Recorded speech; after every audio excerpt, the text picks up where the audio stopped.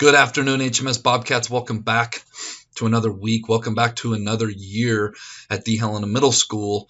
Today's Bob lesson, thought it would be fitting to do a Bob lesson on goal setting. A lot of people take the new year to make some New Year's resolutions. I'm not a big New Year's resolutions person. I'll tell you more about that in a moment. But for those of you those of you that just want to make goals and set goals, thought I would do a Bob lesson today on the framework of how to put goals and objectives together to make a goal. Before you set a goal, I think I'd like to rewind and talk about how important it is to have goals, because in order to have goals, you have to have a purpose, or you have to have a vision, or you have to have a framework or a vision for your life and what you want. A student asked me last week, Mr. Flato, how do you find motivation? And I think motivation is something that a lot of people struggle with, a lot of young people struggle with, and you struggle with throughout your life. And my answer to that student was, I think you have to have a vision of what you want your life to be, what you want your life, where do you want your life to go, things you want to achieve, and having a vision, having a goal, having a plan of what you want that to be or what you want that to look like. And a big part of that is setting goals. Why am I not a fan of New Year's resolutions? Because I firmly believe that if you want to make a change in your life, set a goal, sit down, look at it, make a change. Don't wait for the new year, whether it's January 1st or March 1st or July 1st. Sit down, make a goal, make a plan, go out, execute it. So I hope you guys enjoy this Bob lesson. I hope this helps some of you. The final part I'd like to talk about is never stop evaluating your life. Life should be fluid. We are fluid human beings. We're constantly growing and changing in one direction or the other. And so to be taking inventory of your life, what's working, what's not, setting new goals, reevaluating goals, I think it's a critical part of human growth. Hope you guys like this Bob lesson. All right, as promised, this week's Bob lesson is going to be called goal setting. But first, let's be our best at HMS. Let's be safe. Let's be responsible. Let's be respectful. And let's be a learner. Now, as I said in the introduction, I said I'm not a huge fan of New Year's resolutions, and that's just my own personal opinion. Okay, that doesn't mean that needs to be your personal opinion. I am my own human being just like you are your own human being, and you have to make your own decisions just like I do. But before you get upset with me, let me explain why. The main reason is if something is important to you, you shouldn't have to wait until January 1st of the next year to start making some changes.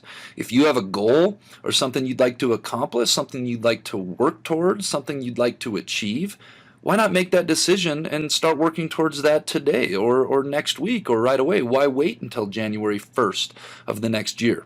Conversely, if you need to cut something out of your life, maybe that's an unhealthy relationship, maybe that is unhealthy habits or poor work habits, why not start that process today? Okay, I'm all for moving forward, but I just think that we don't always need to wait until New Year's resolutions to do it, to make New Year's resolutions to do it. Here's an interesting statistic for you I found while doing some research for this Bob lesson. Did you know that only about 8% of New Year's resolutions are kept for an entire year? Does that statistic surprise you? Think about that. Only 8% of New Year's resolutions are kept for an entire year, and I bet if they looked further at that study and said, do people keep those New Year's resolutions further than that, I bet that number continues to decline. And I think that's really surprising, but when you hear me explain why in this Bob lesson, I think you will understand why. I said I wasn't a fan of New Year's resolutions, but I did say I am a fan of goal setting, and these are two different things, and that's what I'm going to explain here coming up. First, so much of being a happy and a healthy human being is based on having purpose or having a reason for getting up out of bed every day and living your life. You're going to hear me talk about this a lot more when we talk about careers, or when so much of becoming an adult and living in that real world that I've talked about in earlier Bob lessons is about having a sense of purpose. And you may not understand that now, but when you get a little bit older, I think you will. As human beings, we need something to pursue. We need a larger reason to live and to be motivated every day.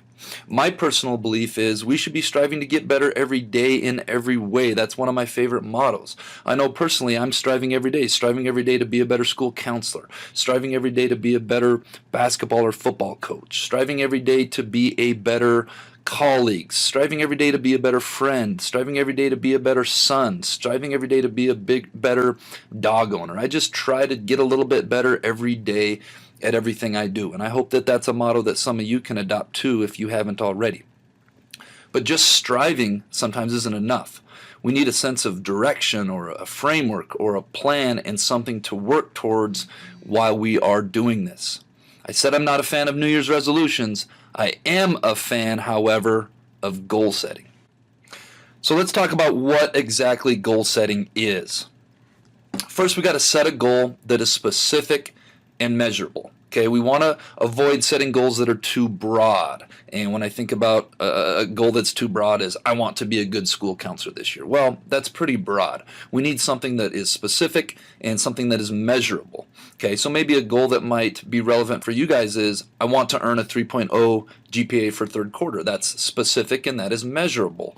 At the end of a certain time frame, which I'm going to talk about in one moment, you can ask yourself, did I accomplish the goal or not? The second thing about setting a goal is you want to set something that's attainable, that is, that's doable or within your power to reach. It wouldn't be an attainable goal for me to say by the end of the school year I want to be an NBA basketball player. Okay, I'm all right at basketball, and you'll get to see that in the staff student game, but there's no way I could be an NBA player. I'm too old and I just don't have the skill set that is good enough to be an NBA basketball player. The same thing goes for you guys. Set a goal that's attainable, something that can be reached, something that is within your power to reach, so that we set something that we can work towards every day that we feel like we can accomplish.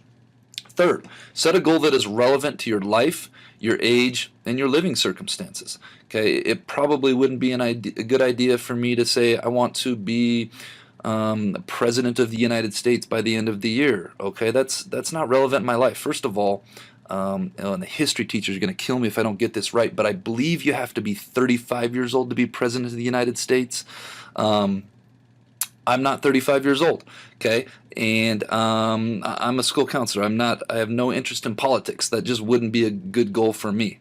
Okay, maybe the same would be for you guys if you set a goal of, I don't know, having a full-time job by the end of the school year. You know, at 11, 12, 13, 14 years old, you can't have a full-time job. So set a goal that is relevant to your life, age, and living circumstances.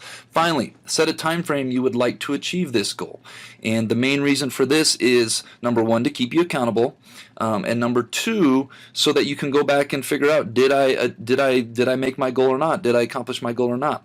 If you didn't, that's okay. Then you go back and you retweak some things and you go after it again. But if we don't put a time frame on it, we can always make that excuse of I'm going to start that next week, or I'm going to achieve that goal. Maybe next year I'll achieve that goal, instead of having a specific time frame attached to it. So within goals, we want to establish some objectives. And if you think about it like your objectives help you reach your goal. So once you have set your goal, set 3 to 4 objectives that will help you reach your goal. Objectives are smaller goal-type accomplishments that are within your control. And you see that I have within your control highlighted and bolded, and that is so very important, okay? Because with our objectives, we want them to be something that we have control over. Okay, so we attach 3 or 4 objectives to our goal, and these are reasons, or these are ways that are going to help support reaching our goal, and things that are going to hold us accountable in reaching our goals. So let me give you an example of what this might look like. Okay, let's put goal setting into play here. I mentioned earlier the example of earning a 3.0 GPA or better third quarter. Okay, great goal for some of us. Some of us that might be a little high and maybe not quite as attainable. Some of us maybe we need to up the bar a little bit. Okay, when it comes to goal setting, we got to have something that's going to push us, to make us strive to reach something. So below it, I have 3 objectives, and these 3 objectives are within my control. Maybe the first objective is make it to school 98% of the days for all class periods, okay? This would be a good objective for me to reach that goal. If I'm in school 98% of the time, and I came up with that 98% number because ideally we would like you to be here every single day for every single period, but I know sickness does go around and people do get sick, so I made it 98% of the time. If I achieve my objective of making it to school 98% of the time, that is going to help me reach my goal of getting a 3.0. Let's move over to the next one. I want to, objective number 2, devote 100% focus 100% of the time to classroom instruction for every class. If I go into class every day and I make it an objective of mine to be 100% focused for all 50 minutes or whatever it is of each class period, that is going to help me reach my goal of 3.0 GPA or better. Third, my final objective is complete all of my homework and assignments on time. Okay, that is also measurable. So completing all of my homework and assignments on time means they get completed. The whole assignment gets completed and it gets turned in on time. It's not late. If I achieve that, it's going to help me reach my goal of earning a 3.0 GPA or better. So if you take a step back from this and look at the whole thing, we have a goal which is earning a 3.0 GPA or better, and we have these smaller objectives underneath that are going to help us reach their goals. So they're almost smaller, more achievable goals within a goal to help me reach my bigger goal. I hope that makes sense and I didn't get some of you confused. All right, my goal time frame has came and went. Now what do I do? Well, the first and maybe the most obvious question to ask yourself is, did you accomplish your goal? If your answer is yes, then congratulations. But you're not off the hook. Now it's time to set another goal. Remember, we should always have goals that we are working towards in life, getting back to that purpose, getting back to that being Bob, being our best. Let's make sure this goal now is maybe a little bit more challenging. Remember, your goals should be specific and measurable. When your goals are specific and measurable, you can definitively answer yes or no on whether you accomplished your goal or not. Speaking of not accomplishing goals, if your answer is no, that's okay too. What we do now is we look back and we see what went wrong. We figure out what went wrong and we eliminate that.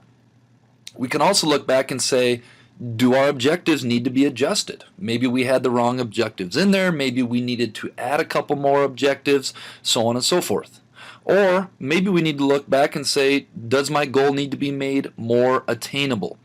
Remember, it's not failure if you go back and you revise and you start again. If you didn't pass your goal, that's okay. The most important thing is that we're working to get better every day and we're striving for accomplishing goals. Remember, goals are just like life. It's a never-ending process. Keep pushing forward, and like I like to say in my quote, trying to get a little bit better every day in every way. My quote of the week, another quote of the week is, a goal without a plan is just a dream. If you think about that, you hear people talking a lot about what they want to do someday or what they want to accomplish. But they never really sit down and put it down on paper and come up with a specific measurable goal and a time frame and how they're going to achieve it and come up with objectives to help them achieve it. If you're not writing it down and you're not devising a plan, it's not a goal, folks. It's just... All right, let's get to this week's Jelly Bean Question of the Week winners. We only had 2. I must have made this one too hard. Kudos to Silas Thumb and Ryder Anderson. The answer was remove 50 if you had 99 jelly beans and 99%. You had 100 jelly beans and 99% of them was red. That means 99 out of 100 was red. How many would you have to remove so that 98% were red? You would have to get that ratio down to 49 out of 50. All right, this week's Jelly Bean Question of the Week. Which month has the same amount of letters in its spelling as the number it aligns with when writing the date? Hint, so January would be 1. If you know the answer, submit your answer to the Bob Box. Make sure it's in by the end of the week with your first and last name on it. All right, Bobcats, let's make it a great week at the Helena Middle School.